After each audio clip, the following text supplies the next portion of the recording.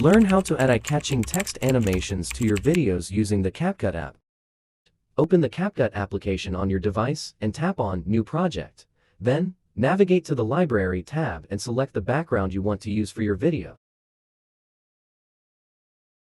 Choose the aspect ratio that best fits your project.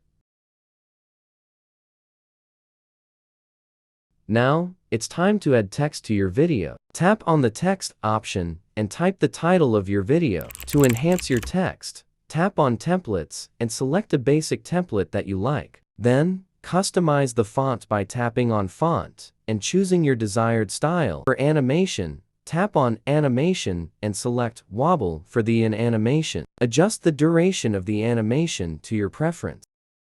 For the out animation, choose Fly Out and set the duration accordingly.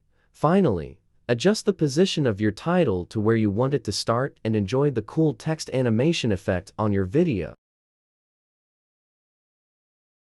Try these steps today and take your videos to the next level with CapCut.